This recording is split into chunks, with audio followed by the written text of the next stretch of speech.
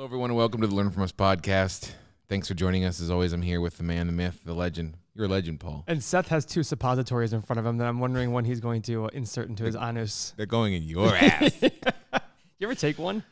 No. Oh, I have. What for? When I was younger, when I was sick, for some reason my dad was obsessed with them, and then he'd ask his nurse in the office to give it to me. I'm like, Dad, I'm not doing that. Like, I'm not having your nurse, who I see on a regular basis, stick a pill up my anus. Okay. I obviously didn't say that to my father, but I was like, Dad, can we not have this person do this? Were you plugged up? Is that why? No, it's for like I was like food poisoning or something. I don't know. Don't ask me. Huh. I've only been plugged up like once in my life, I think. Not suppository? Like you didn't need one then? Not in an enema. The dreaded apparatus. That's a really funny story, bro. I don't know. I just always thought it was weird. My dad was just like, okay, they're gonna give you the suppository. I'm like, I can just do it myself. That was my next question. They're implementing the... That's what I mean. They would be like, oh, my dad would be like, oh, let them do it. I'm like, Dad, I see this person all the time. I'm not having them look at my butthole. This is strange. This happened probably last week, right? What you're saying? How old was this? We drew straws. I don't know. Maybe 11, 12 years old. I remember we were in the certain office my dad had, and I don't think we were in high school yet, so who the heck knows? I went to Mexico last week. Yeah, that was quite the adventure you had. Seth, guys, Seth is a genius. He thought, well, we didn't need passports for my kids to go to Canada, so why do we need it for Mexico? And I literally heard this reasoning from you.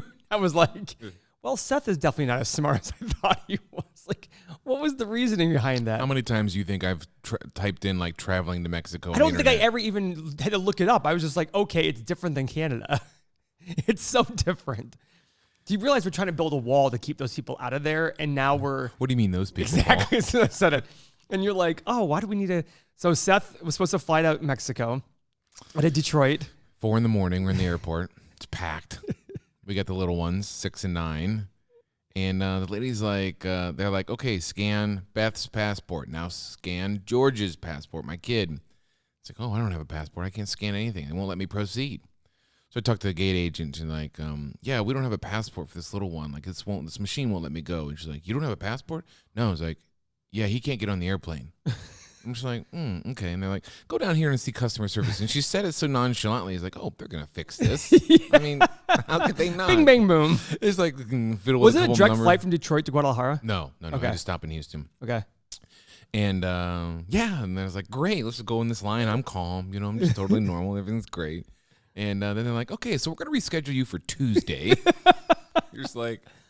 So we took some family down with us. They left without us. Oh, understandable though. Of course. They spent 3 beautiful days in Casa de Sofia in Manzanillo, Mexico, and we spent 3 gorgeous days in Detroit, downtown Detroit. But it's getting a lot better. I mean, I didn't see the bad, but the downtown area was very nice. Like almost downtowns are becoming. You know, they got the little shops and the restaurants. And yeah.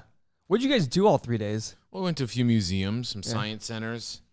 That was it. Henry Ford Museum, some science centers.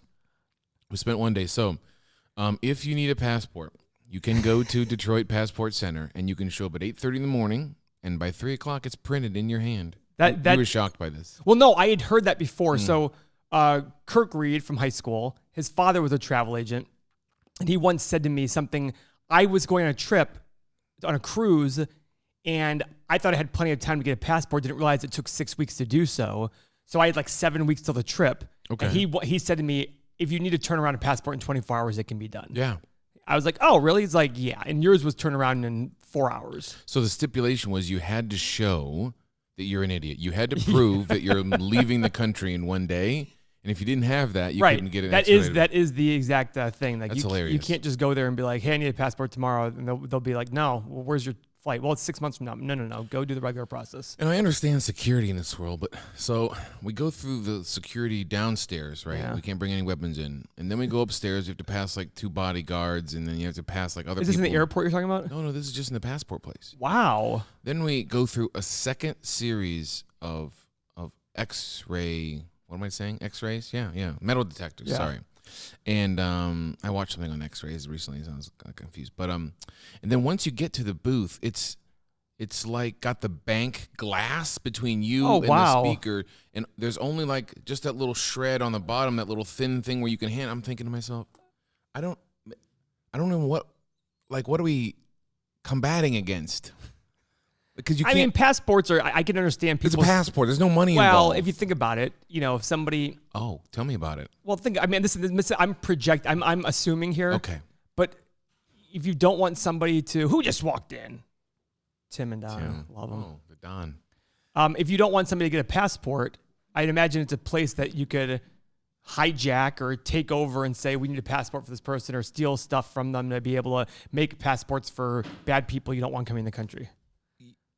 You'd still have to leave the building, though.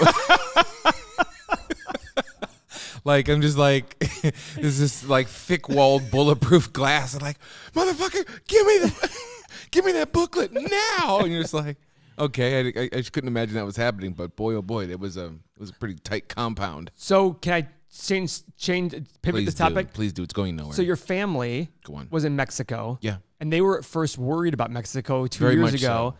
And how did they feel when they came back? They're not going to listen to this. So, so the folks, it's no surprise that there's travel limits on places in Mexico because it's there's cartels and all this stuff.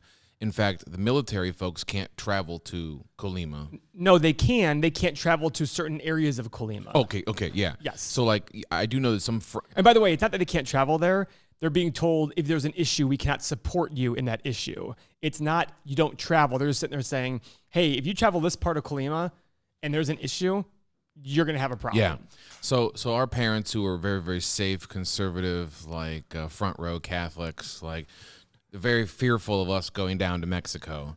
That was my 4th trip, and 5 is coming up in January.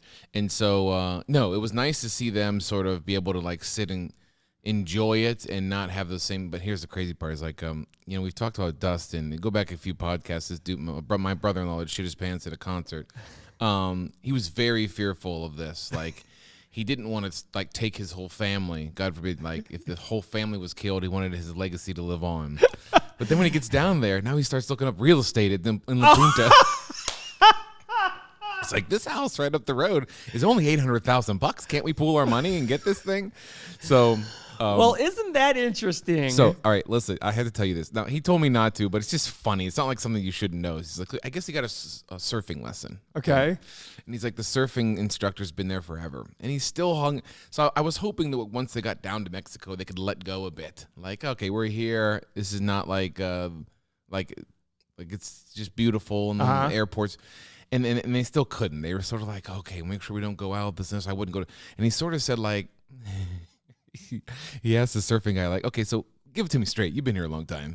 Like, what are the chances, someone like myself could get hurt, killed down here? And he said, the surfing guy just said, 50-50.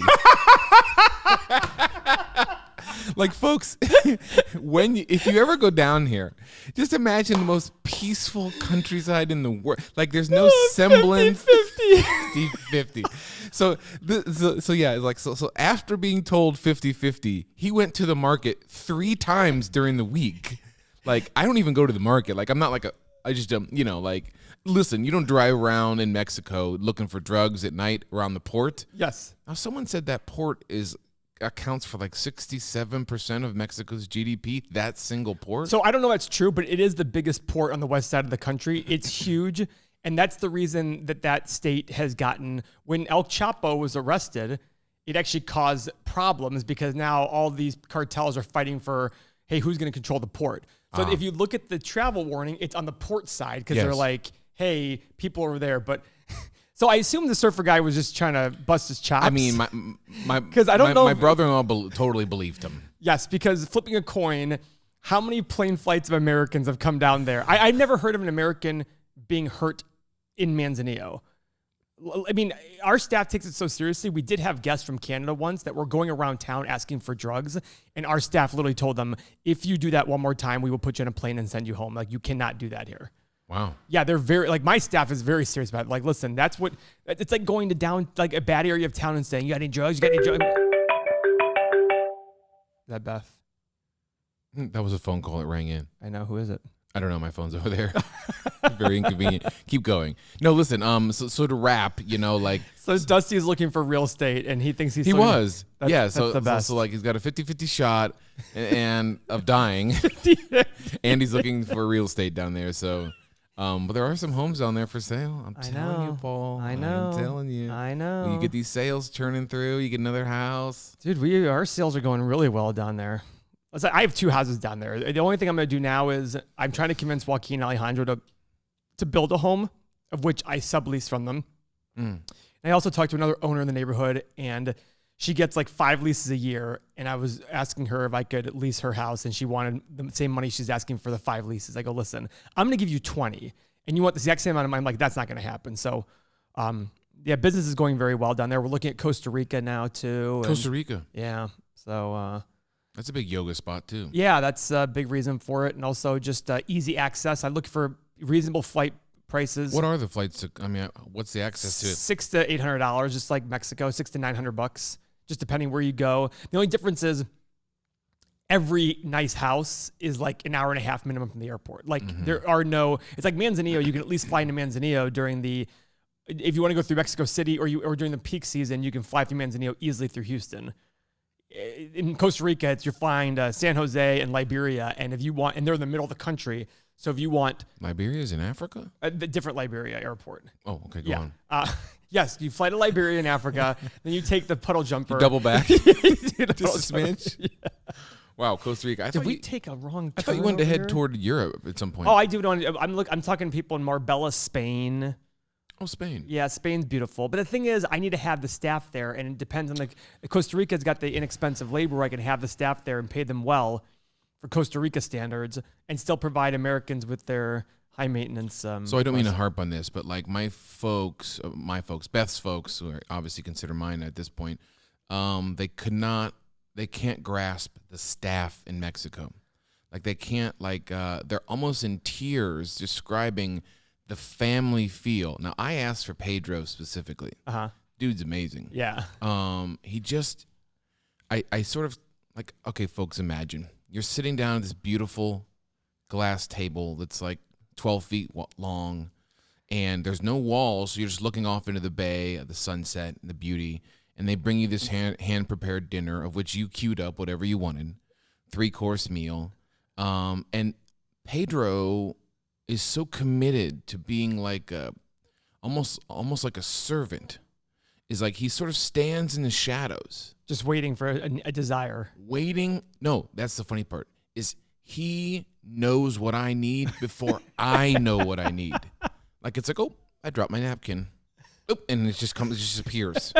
Like somewhat creepily, but like it just appears. It's like, oh, my water is almost done. And I look away to start a conversation, and I go back, and there's water in the water glass. And so he's just amazing. And so you couple that with all the views, and that's what I tell people. It's the service that's the reason why people are absolutely in love with that place. Yeah, I mean, so how did it go? Like, my family was literally like, I don't think it could get, this is absolute heaven. And it really hit me, just this last time I don't understand how life could be any better besides sitting by that pool, having someone make you margaritas and pina coladas all day, and just You get very spoiled down there, right? Yeah. I was telling I was just reading an article right now on Market Watch about a lady who retired in Mexico from the U.S. And I was just like, yeah, on $70,000 or $80,000 a year, you could live like a king in one of those beautiful homes there, and you would just get fat because you would just be like, I'm not going to do anything. Well, Pedro was making Shirley Temples for my kids, nice. Grenadine and ice, and he's just like, so the kids would be swimming, and I'd be doing some work with Beth or something in the bar area, and you just see Hank come around the corner. Have anyone seen Pedro? It's like, you're not having more cola, my friend. Anyone seen Pedro? Can you tell me where Pedro is? So I'm so bummed you guys couldn't experience the whole week, though. It was okay. We you know what? It was funny. Once you get there and you realize, so we went there Tuesday. So we went 3 days later. Or is that Saturday, Sunday, Monday, Tuesday? God, 4 days later. And but we packed in a whole week in just a few days, and I was ready to come home anyway. So it was great. I mean, it was a blast. I'm just glad your family, who was literally praying for you guys and yes, and everything when you first went. and good old Dusty. I would love to have a conversation with Dusty about 50-50 shot. I mean, yeah, he believed it. I mean, I can't. 50-50. Folks, like, when someone says, like, I don't want to go down there because it's dangerous, at this point, I just burst into laughter. I will tell you this. In 2016 or 17, 35 million Americans made a trip to Mexico, and 75 people died. That's 1 in 450,000. So for those of you who know, the Akron murder rate is 1 in 8,500. 8,500? 100. Oh. Per year. Oh, wow. So when we talk about the not being safe, I always go, okay, listen, I don't want to, there are the stories. You don't know the full stories.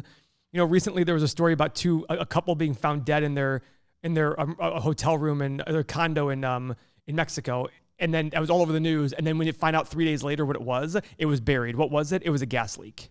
Gas leak? Yeah, it was a gas leak, which is still terrible. But would we rather hear somebody die from a gas leak or because they were randomly pointed at and saying, we're going to kill you and we're going to come to your apartment? Well, this leads me into the topic I want to talk about today, is the idea that, I was watching one of our podcasts before. We talked about how we were watching shows when we were children, and if you didn't see this show, it was over. Like you didn't get to see the second running of Family Matters.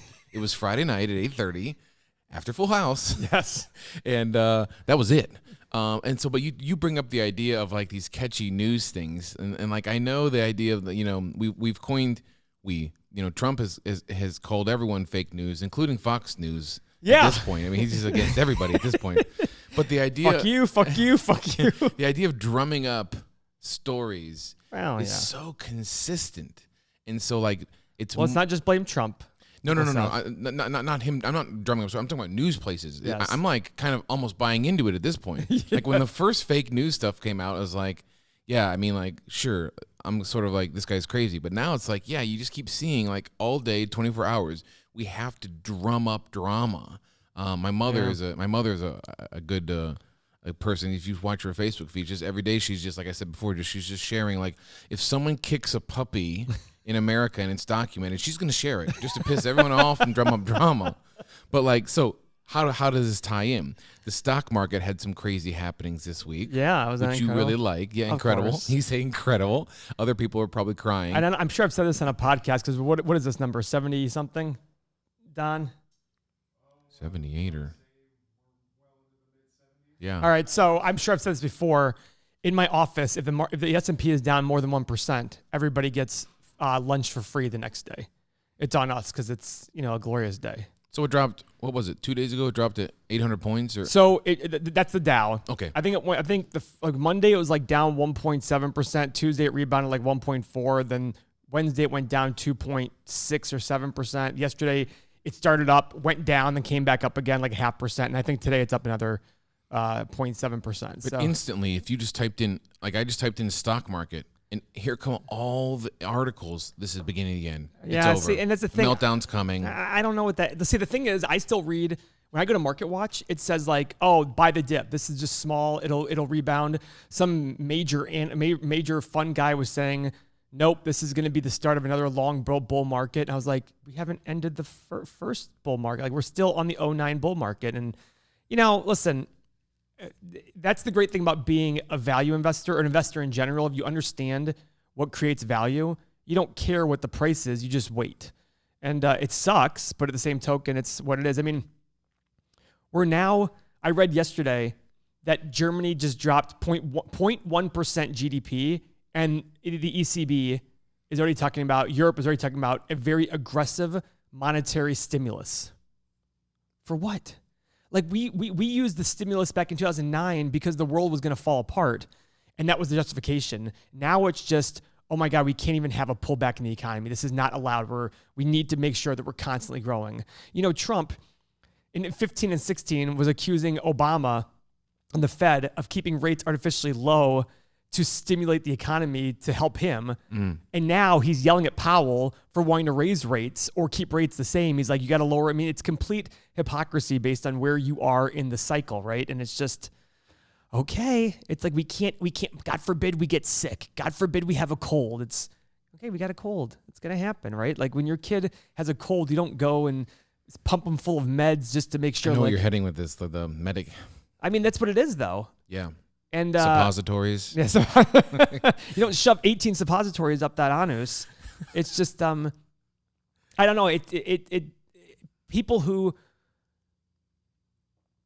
if you're in your early 30s or younger, you've never experienced a recession really or a down stock market. Because back when it happened in 07, 08, how old were you? Mm-hmm. You were 18, 19, 20 at the oldest. I mean, you don't recognize this. And it's like, it's okay. I mean, I'm reading Warren Buffett's old annual reports from like 1955 and up. And he writes in there, in any given base, it's funny. So he writes about how there's not many opportunities because the market's so expensive. Back in the 1950s and 60s, were actually 20% more expensive today than they were back then. Yeah, so run this past me again, because you said in a podcast I was rewatching, and I can't grasp like how they.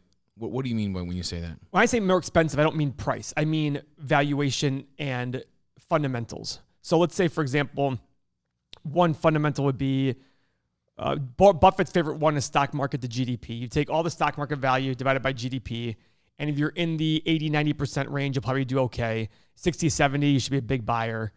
And anything higher than that, you're probably, I think we're at like 140 or 150% right now.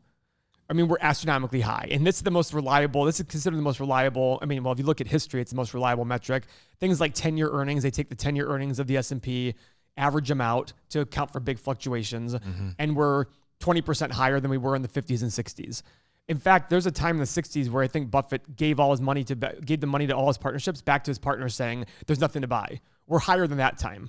But then I hear people say, oh, this is a great bull. And it's like, it's okay for us to be sick. It's okay yes, I know it's easy for me to say that because I'm not the factory worker who's going to lose my job. I get that. I'm not trying to dismiss that, but I'm just trying to sit there and say, I don't want anybody to be sick, but we save lives when people get sick because we figure out, okay, there's a way, we have to go treat something. Yeah. Same thing with economies. We've always gotten better after recessions. Always. Great businesses start during recessions. Every single recession we've ever had, the U.S. gets better and better as time goes on. All we're doing now is kicking it down the road. Oh, we can't have a recession. God forbid we have a recession. Put a ton more money in I mean, guys, at some point we're gonna have all this money in the economy. We're taking away from the future at some point. We got to pay it back somehow. And whenever you borrow money, you're taking away from the future, right? So if you borrowed money from me today to go start a business, you're sacrificing your future business earnings, and that can be okay at times. But when you don't, but when we're at this level and we have so much debt already and we're trying to increase it, it's like, boy, at some point something's got to give. You know what I mean? And I'm called Nervous Noah by my boys who are listening to this podcast right now, and I just look at it going, okay, sounds good. It is what it is, but it's okay for us to be sick. It's okay to have a recession. It's okay to have a down stock market. We will survive. We will get better. How patient do you get, like with the buy the dips? I mean, I guess the Nostradamus would say, when do you, as it starts falling, at what point when do you know it's leveled out? I mean, you don't know. You don't. Never. You never know. All you do is sit there and say, at this level, if I buy this company, I feel that my prospect for the next 5 to 10 years, the way I look at it, are much better than my prospects today. That's when I buy. And guess what? It could go down even further from there. And if I'm a true value investor, I'm buying more at that point. If everything hasn't changed, every single time you have to reevaluate yourself, as I've learned from every single time you have an investment, constantly reevaluate your investment because things change. He was talking about, he wrote an article for Forbes in which Who's this? Gary is the guy who helps me with my investing. And in fact, I'm gonna invest in his fund. He wrote an article in Forbes about how he discovered a fraud back when he had a job with as an analyst for a firm. He discovered a big fraud. The company went from $70 a share, and he couldn't make it. He was like, "Why is this not working?" And finally figured it out and went to the company meeting and called everybody out on it. And like he said, there was a bunch of analysts there, and they all sold the stock. It went down to $4. And he says at the end of the article, the mistake I made was not reevaluating at $4 and saying, or all along the down saying, is this a good deal now? Because even though it was a fraud, once they corrected the fraud, does it mean that the fraud, I can go, maybe it's a good deal now? And he's like, that's the mistake I made. At $4, I should have been evaluating the company saying, no, this is $4 now. Let me go see what's behind this. Oh shit, there's $12 or $13 behind this $4. This is a good deal. Let me go buy it. So that's the hard part about value investing is taking the emotion out of it and saying, I'm going to evaluate this based on, if this was a business I was going to buy in full, would I buy it for this price? If the answer is yes, if the market disagrees with me and the price keeps going down, I should be buying more. That's a hard thing to do. Yeah. Because it's not like real estate. There's no sign on top of our building telling us how much our real estate's worth constantly. Yeah. But in the stock market, there's a sign every second, every day telling you how much you're worth. So when you see it go down and down and down, how does it make you feel? Yeah, shit. What's your house worth right now? Exactly. You don't know. Yeah. All you know is that you're in a house that you love, you can afford, and you're going to be in it probably for a very long time.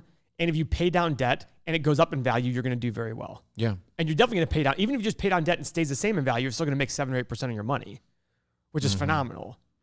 If it never goes up in value at all for 30 years, but you just pay it off, your equity is going to be about a 7 or 8% return, and you get to enjoy it and all that stuff. We don't have that with stocks. With stocks, it's, oh, you're worth less today. Oh, you're worth more today. Yeah. You're worth less today. You're worth more today. Okay. It's very difficult. It's even difficult for me. It's very difficult for me at times to go, well, boy, maybe I'm wrong here. The more I listen to you and talk to you these last few years, and like, I see other topics that people bring up, and it's a lot of people who think they know what they're talking about. Well, I think I know what I'm talking about, but I very well could not. Like, apparently, maybe it was some article, someone posted something about like anti-Trump and how Trump said that Trump said you have to re-elect me just for the sake of the economy because it's doing so well. And this guy said, something like, bullshit, like my 401k this past year went down 1%. Screw you. And you're just like. So first off, the market's up like 17% this year, so I don't want to hear that. But secondly, guess what? Trump's taking credit for that. So that's the thing, and the market falls big time. When you take credit on the upside, you got to take. We know that he won't. Of course he wouldn't. Just like Obama wouldn't. Sure. Just like nobody. But Obama had a good, and of course, everybody's like, oh, it's everything's great with Obama and Clinton. I remember watching Larry King Live when Al Gore was running for president, and this comedian said, a vote for Gore is a vote for prosperity, is a vote for the economy. And then it turns out we had a recession that officially started March of 2001, 2 months after Bush takes office. They blame Bush. I'm like, no, recessions don't just start on a certain, just going, boop, there's recession. It's like this buildup. But that's the way it is, though, Seth. It's just this, like, vote for me because you have to vote for because of prosperity. It's like, really? It's just, I read yesterday, Chris's father hates Trump. So he puts all these anti-Trump things up. So he posts this anti-Trump thing. And I loved it. It was so funny. And then somebody below goes, oh, so you don't like a good economy and a good stock market? And I was just like, oh, you're such an idiot. Like, this is I'm just like, oh. But guess what? It happens the same way on the other side. And it's just, like I said, a vote for Gore is a vote for prosperity. I'm like, really? That's why I always joked. And that's why I especially wanted, Hillary to win in 2016, because I was like, I don't think it's going to end up, she's going to have 4 years of good economy and good stock market. I want finally a Democrat to be punished for that, or said, oh, because it's not, it does cycles and all that stuff. So either way, Trump's going to take the credit until there's no credit to be taken, and then he'll blame somebody. Then he'll blame the Dems and all that stuff. I mean, we go back to hypocrisy of like, so I watched Joe Rogan and Bernie Sanders. Oh, I couldn't do it. I'd love to see you. And Joe Rogan's a libertarian. I'd love to see you live react to it. How bad was it? Well, first off, have you seen the Cardi B talking to Bernie Sanders? That's totally different. but along the same line, look at Don. I look over and Don like literally sticks his head out like, no. A mutual friend of ours just this past week said something. We got into this. Okay, I've considered myself a lifelong Democrat. Yes, because that's what my folks told me to be. Yeah, and listening to you, like the other side's starting to make sense for a lot of By the way, things. the other side's not Republican. It's libertarian. Yes. But see, I've said before, when you say that, like, to me, libertarian just, I understand you're very much like both sides are wrong, but there's not going to be a libertarian candidate in the White House anytime So I will soon. say this. Okay, I agree with you on that one. But because someone like Trump, who didn't he run independent at one point and then just chose Republican just so he could. He's flipped back. He's gone back and forth between Democrat and Republican, I believe. But anyway, a mutual friend of ours said we got into this like, Are you going to tell me who it is or no? I'll just write it. It's nothing. I mean, I know it's not. But he said something to the effect of, "Listen, I just can't get over." He's not writing this, people. I can't get over how these big companies. Oh, of course. How these big companies aren't getting taxed. And I said, "Listen, I've just been learning this thing. Do you think that really wealthy people and really rich companies should be taxed more than normal point?" Absolutely. I said, "Why?" because I said, Paul's showing me these charts of the last 100 years. And the amount of money you need to be quote unquote rich in the highest tax bracket, that's going down. And the amount of money being taxed is going up. And they're like, so what does that mean? I said, because at some point, something's got to give if both numbers keep going in the wrong direction. But so of course he says, the killer is just Amazon. I cannot stand that Amazon's not paying their taxes. And of course, what did I say? The Paul came out. But wait, do you buy Amazon? Oh, all the time, 3 times a week. I was like, you have to understand the hypocrisy.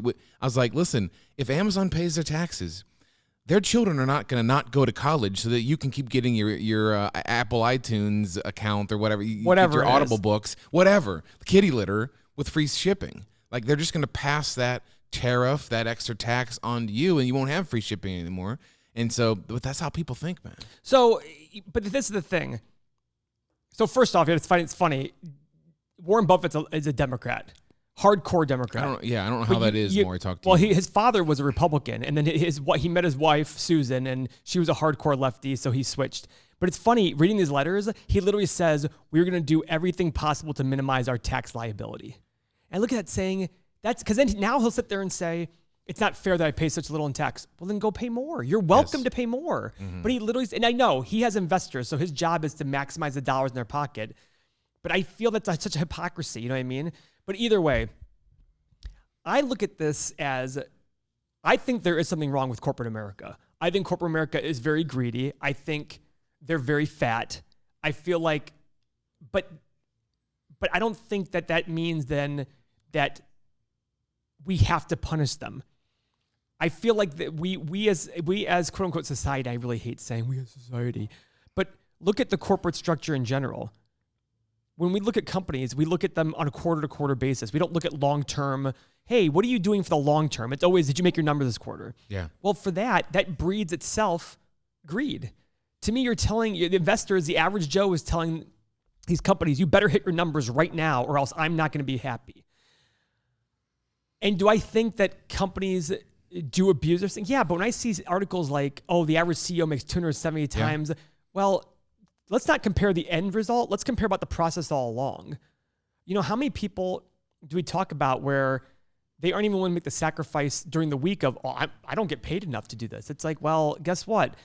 The average CEO gets paid well now, but they might have sacrificed along the way. They might have sacrificed doing something else. It's just we all have free will. And the issue I have is we're not looking at the free will we had all along the way to make our decisions. It's always somebody else's fault that I am not the CEO. Yeah. Or it's some benefit they had. They knew somebody, and that's why they're CEO. Very well, that could be the case.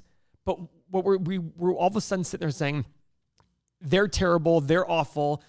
They're terrible and awful, but for totally different reasons. Like when I see the fact that they don't care about every day, investing for the long term because they have to hit their number, or these CEOs who do a terrible job and they still get $100 million package, that bothers me. That bothers me as an investor, saying, why are you getting $100 million when you did not do a good job? I worked for a company where the whole year the numbers were down, the product was failing, and they hired a new CEO at a higher rate. And as an underling, as a nobody, you're just like, wait a minute, this company's falling. They're telling us to work harder and put more effort in, and then we hire this new guy to come in to make a big splash, and they're paying him more money than the last guy. Did he do a good job? I'm not working there anymore, so you don't know. No, I mean, maybe, maybe. Maybe. I don't know if they did or not, but it's like sports. When we were terrible as the Cavs, and LeBron wants to come back, we made him the highest paid player on the Cavs team, right? Yeah. Why? Because we wanted to be good, and we went to 4 finals and we won 1. Okay, it's like, I look at the corporate world kind of like that. It's like, listen, these CEOs are free agents. That doesn't mean that they should all be paid a ton of money. I mean, when I hear about these CEOs, but remember, failing isn't necessarily a bad thing. Tim and I had this conversation, right, Tim? I once asked Tim, hypothetically, if I had a business that was losing $200,000 a year, and you came in and stopped it, and it went to $100,000 loss a year, what would you think? You know what Tim thought? I just lost you $100,000. I go, no, you saved me $100,000. So I look at Tim going like, he wants to look at the result, but I look at it saying, sometimes doing sometimes doing better than the worst possible is still positive. You know what I mean? I had a friend of mine who worked in corporate America. He was given a bonus when his subsidiary that he ran lost $8 million instead of $10 million. Yeah. And I laugh at that because part of me goes, yeah, if that was a private group and not a publicly traded company, that would be bankruptcy. But he was brought in to stop the bleeding and make it go less and less. And that's why he was given bonuses but the average factory worker would be like, wait a second, we lost $8 million and that guy got a bonus? How is that fair? Because the corporate side is, well, we lost $10 million last year. We lost $8 million this year. We're going to pay him a $500,000 bonus because he saved us $2 million. I understand that trade-off. And it's no easy, just one size fits all kind of solution, but I just don't like the whole, it's not fair that person doesn't. Amazon's just using they're not cheating their taxes. They're just using every tax credit they're given along the way. And by the way, they also had a lot of loss carry forward. That's probably a big reason why they didn't pay taxes. I just read an article of how Trump has some sort of golf course in New Hampshire or something, Vermont. And I guess if it's a golf course, the taxes are like $450 an acre, $462. Well, because it's land. Yeah. Unless, of course, it's a farm. Then it's even less. It's $4 or something. Yeah. That's what this article said. Yeah. So he has 8 goats in a pen. And of course, you look at it from both sides, like that weasel putting 8 goats on his property so he can pay $1 zillion less, or like, why is there an opportunity? Why have we created an opportunity where someone can do that? Yeah. And so, and then like thinking of you, little angel on my shoulder or devil, yeah. is like, boy, I would love to take advantage. I want my tax guy to take advantage of every tax break. That's what you paid him for. Yeah, I can get. Yeah, but if the rich guy does it, he's an asshole. He's terrible. He already has enough money. It's like, listen, we get in this conversation a lot because it's a very fundamental thing. I do think there's a lot wrong with corporate America. When I see CEOs getting $70, $80, $100 million golden parachutes for not doing the job they were hired for, I'm like, boy, that's pretty messed. Because I worry about the investor there. I'm like, as an investor, I'm pretty pissed going, wait, why are you spending the company's money, essentially my money, to pay somebody who did a bad job? Mm-hmm. But at the same token, I understand the flip side of that. We also gauge CEOs based on the stock price. So what if you're a good CEO who drove revenue and profit, but you happen to be in a bear market and the stock price fell 30%? Are you going to be punished for that?